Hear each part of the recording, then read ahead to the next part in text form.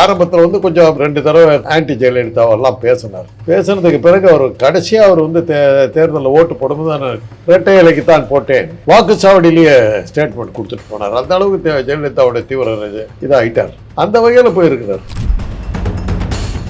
கன்னடக்கார பெண் வந்து அரசியலுக்கு தமிழ்நாட்டில் வருதுங்கும் போது கன்னட அந்த பாசத்தில் அவர் போய் ஆதரவு தெரிவிச்சிருக்கிறார். கலைஞரோட நீங்கள் சேர்த்து பேசும்போது கலைஞர் தமிழ்நாட்டை சேர்ந்தவர், அவரை ரஜினி ஏற்றுக்கணுங்கிற அவசியம் கிடையாது. கலைஞர் தான் போய் விழுந்தாரு ஒழிய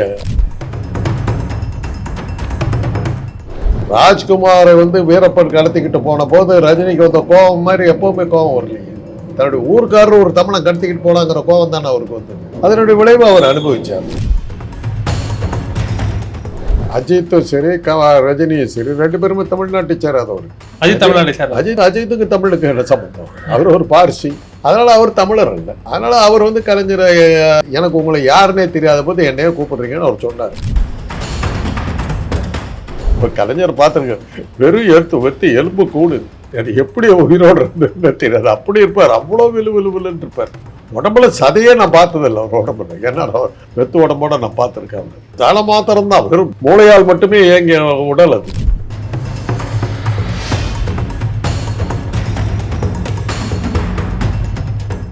Bharat Institute of Higher Education and Research. உலகத் தமிழர்கள் அனைவருக்கும் வணக்கம். நான் உங்கள் ஜபீர் செந்தமிழ். இது அக்காட் வாய்ஸின் கருத்தும் களமும் நிகழ்ச்சி. இன்று நம்முடன் இணைந்திருக்கிறார் அரசியல் விமர்சகர் மருத்துவர் திரு காந்தராஜ் அவர்கள். வணக்கம், நலமா இருக்கீங்களா? மறைந்த முன்னாள் முதலமைச்சர் ஜெயலலிதா அவர்களுடைய பிறந்த நாள் வந்தது. அதை ஒட்டி வந்து தீபா அழைப்பை ஏற்று ரஜினிகாந்த் அவர்கள் வந்து போயஸ் கார்டனுக்கு போயிருந்தார். இந்த போயஸ் கார்டனுடைய சந்திப்பு வந்து அரசியல் ஆக்கப்பட்டிருக்கு. என்ன காரணத்துக்காக போனார்னா, தீபாவை வந்து ஏடிஎம்கேனுடைய முகமா மாத்துறதுக்கான ஒரு டூலா வந்து ரஜினிகாந்தை பயன்படுத்துறாங்க அப்படின்ற ஒரு பேச்சு போகுது. அழைப்பை ஏற்று போனதை எப்படி பாக்குறீங்க? ஏன்னா ஜெயலலிதா அம்மையார் உயிரோடு இருக்கும் போதே 2 பேருக்குமான முரண்பாடுகள்ன்றது வந்து இந்த நாடு அறிந்தது. இப்போது பிறந்தநாளுக்கு அவங்க அழைச்சி, அதுவும் தீபா அழைச்சி போயிருக்காங்கன்றது வந்து பேசு பொருளா இருக்கு. இந்த அழைப்பை நீங்க எப்படி பாக்குறீங்க?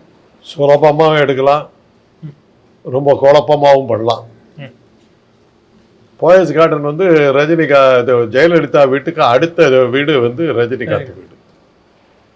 அவங்க 2 பேர்த்துக்கு பிணக்கு வந்ததுக்கு முக்கிய காரணம் ஒரு வெடிகுண்டு விபத்து. அடுத்த தெருவில் வெடிச்சது. அது ஜெயலலிதாவுக்கு வைக்கப்பட்ட குண்டுங்கிற மாதிரி அப்போ பேசப்பட்டது.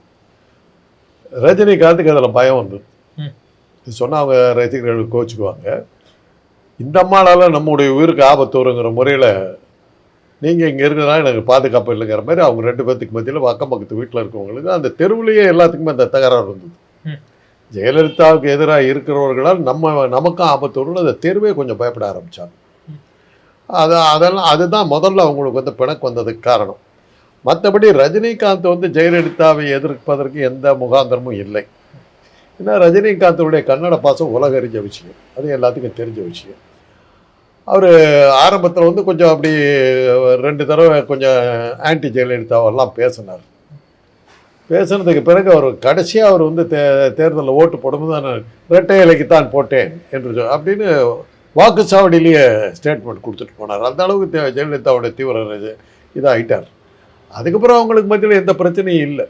அது பாட்டுக்கு நல்லா நம்ம ஊருக்காரரு இருக்கிறாங்கங்கிற ஒரு சந்தோஷம் தான் அவருக்கு இருந்தது. அந்த வகையில் போயிருக்கிறார். நம்ம கன்னடக்கார பொண்ணு அரசியலுக்கு வர்றேங்கிறது தமிழ்நாட்டு அரசியலுக்கு கொண்டு வரலான்னு நினச்சி போயிருக்காரு. அது என்ன தப்பு இருக்குதா? அவர் தான் அவருடைய கன்னட பாசம் தீபாவுக்கு ஆதரவு காட்டி மற்ற நிறைய நிகழ்ச்சிக்கு கூப்பிடும் போதே வந்து தவிர்த்து கொள்பவர். ஒரு முறை கருணாநிதி அவர்கள் நடத்தின ஒரு விழாவில் அஜித் அவர்கள் வந்து சொல்லியிருப்பார், மேடையிலே என்னை வந்து வற்புறுத்தி வர வச்சாங்க அப்படின்னு கருணாநிதி அவர்கள் இருக்கும் போதே. அப்போது எழுந்துட்டு அதற்கு ஆதரவாக வந்து கைத்தட்டினர் வந்து ரஜினிகாந்த். ஸோ நிறைய நிகழ்ச்சிகளே அவர் வந்து தவிர்த்துருவார், அவருடைய உடல்நலம் கருதியும் மற்ற ஒரு தனிப்பட்ட விஷயங்களுக்காகவும் தவிர்த்துருவார். இந்த அழைப்பு இது வந்து போக வேண்டிய ஒரு கட்டாயம் வந்து ரஜினிக்கு இருக்கா அப்படின்றதான் கேள்வி. அந்த நிகழ்ச்சியில் அஜித்தும் சரி ரஜினியும் சரி 2 பேருமே தமிழ்நாட்டை சேராதவருக்கு. அஜித் தமிழ்நாட்டை சேர அஜித்துக்கு தமிழுக்கு என்ன சம்பந்தம்? அவர் ஒரு பார்சி பாதி மலையாளம்னு நினைக்கிறேன். அவர் வளர்ந்ததெல்லாம் என்னுடைய நண்பர் ஹரிச்சரன் வீட்டில் தான் வளர்ந்தார், அது எனக்கு தெரியும். பட் அவர் அஜித்துங்கிற எனக்கு நான் பார்த்ததே கிடையாது. அவர் வீட்டில் தான் அவர் இருந்தார். அவங்க மூலம் தான் அவர் சினிமாவுக்கு வந்தார். அது அவர்களும் தெரியும் எனக்கு. பட் நான் அஜித்தை நிகழ்வு கண்ணால் பார்த்தது கிடையாது, சினிமாவில் பார்த்தது தவிர வேறு தெரியாது. அதனால் அவர் தமிழர் இல்லை. அதனால் அவர் வந்து கலைஞரை என்னை வற்புறுத்தி கூப்பிட்டதுக்கு நியாயம்தான். எனக்கு உங்களை யாருன்னே தெரியாத போது என்னையே கூப்பிடுறீங்கன்னு அவர் சொன்னார். தமிழ்நாட்டில் நான் பிழைக்க வந்திருக்கேன், உங்கள் இங்கே இருக்கிற தலைவர்கள் நான் தெரிஞ்சுக்க வேண்டிய அவசியம் இல்லை, என்னையே கூப்பிடுறீங்கன்னு அவர் சொன்னதில் நியாயம் இருந்தது. அவர் தமிழர் அல்லாத ஒருத்தர், ரைட்டு. அதே தான் ரஜினியும், என்ன ஏன் கூப்பிடுறீங்க, நான் கன்னடக்காரன், என்னை கூப்பிடுறீங்க அப்படின்னு சொன்னார். ஒரு ராஜ்குமாரை வந்து வீரப்பன் கடத்திக்கிட்டு போன போது ரஜினிக்கு வந்த கோபம் மாதிரி எப்போவுமே கோபம் வரலையே. தன்னுடைய ஊருக்காரர் ஒரு தமிழன் கடத்திக்கிட்டு போனாங்கிற கோபம் தானே அவருக்கு வந்தது. அதனுடைய விளைவு அவர் அனுபவித்தார். பாபா படத்தினுடைய தோல்வி. அதுக்கப்புறம் அவர் புரிஞ்சுக்கிட்டார்.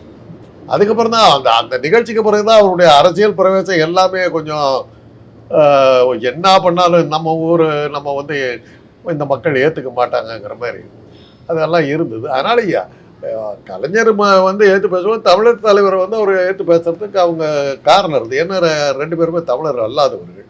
இங்கே தீபா வந்து கன்னடக்கார பொண்ணு, அவங்க அப்பா கன்னடம், அவங்க தாத்தா கன்னடம், எல்லாருமே கன்னடம், அவங்க அம்மா கன்னடம், எல்லாருமே கன்னடம்.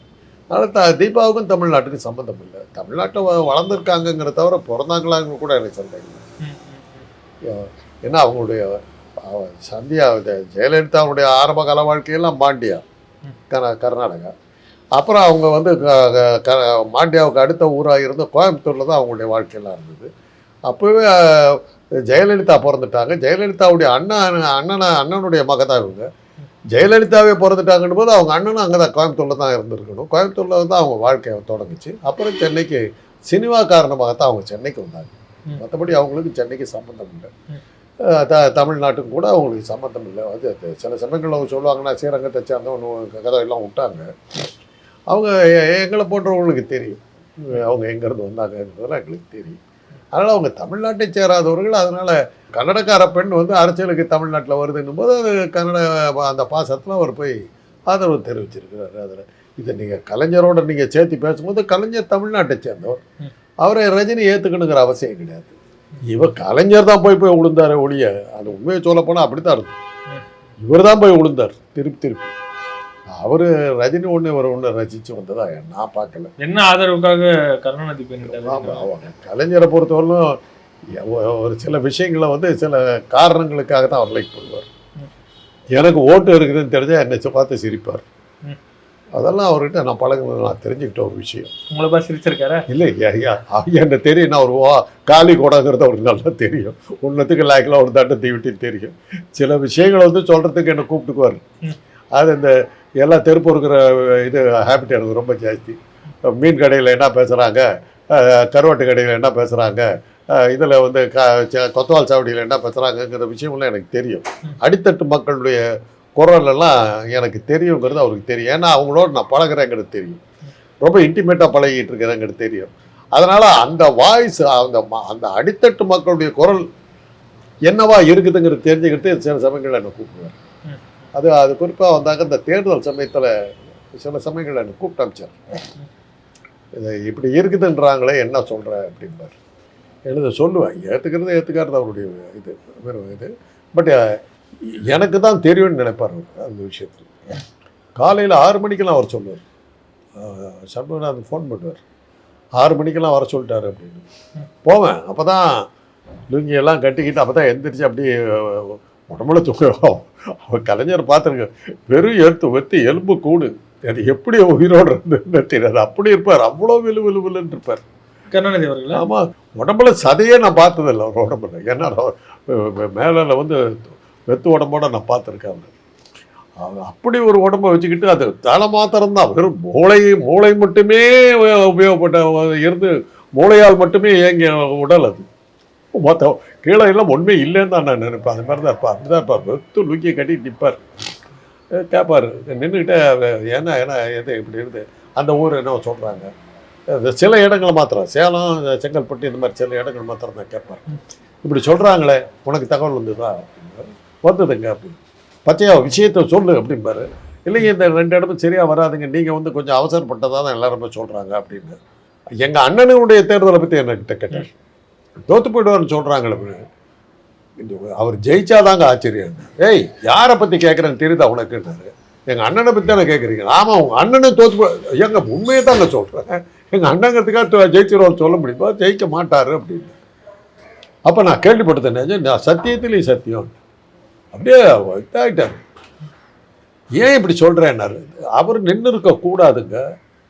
அப்போ அதிமுக வந்து அப்போ தான் தேர்தல் நிற்கிறாங்க. கண்ணை வந்து பவர்ஃபுல்லாக இருக்கார். 2 காரணம்.